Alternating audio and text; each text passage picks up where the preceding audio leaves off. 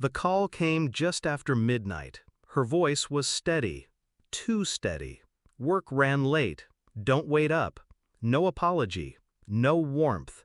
Just a clean dismissal. Then silence. I stared at the phone, feeling the faint hum of the refrigerator. Outside, rain stitched restless lines across the glass. Something in her tone stayed with me. Subtle distance. The kind you hear when someone's already crossed a line. I sat there long after the call ended, replaying it, dissecting pauses, counting the seconds before she hung up. That's when the thought formed.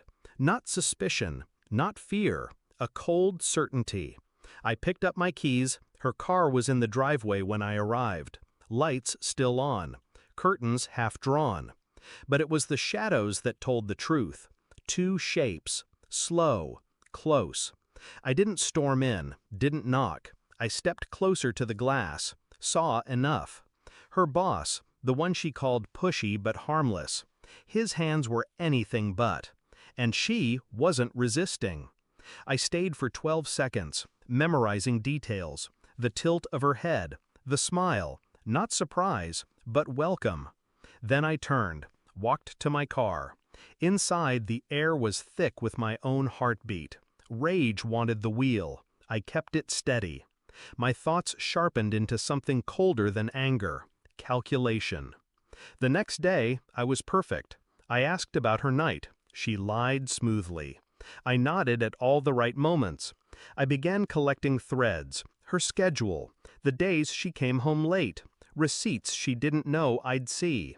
I hacked her cloud backup, found photos she thought were gone, short videos, skin, his voice. Each piece went into a private archive. No confrontation. Confrontation is surrender. It gives them control, room to deny, twist, wound.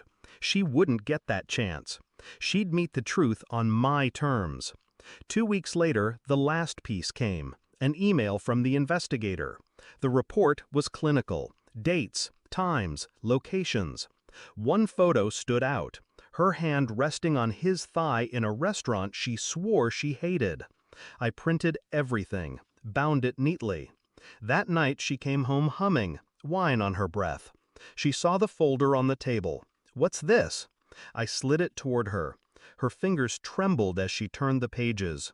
The smile vanished. Color drained. She looked up, searching for footing. "You followed me?" "No," I said. "I studied you." Her lips moved, but nothing came out. Proof leaves no room for lies. I left her there, frozen, and walked outside. The septic truck idled at the curb. Not mine, rented, for one purpose.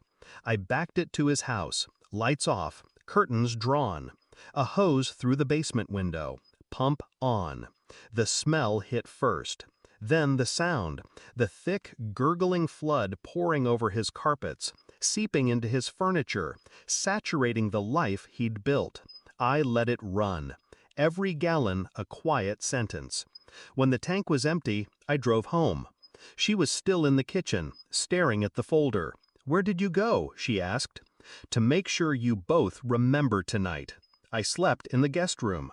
Not because I hurt, pain was already gone. By morning, the news would reach her. His house ruined, stench unlivable. She'd know it was me. So would he. But there'd be nothing to prove. I didn't want her apology, or her reasons. I wanted the silence, the place she'd live in now, knowing I walked into the fire she lit and came out untouched. When I packed my things, she appeared in the doorway, eyes wide, lips shaking. "You can't just leave." I looked at her, not with anger, not with love, just clarity. I already did.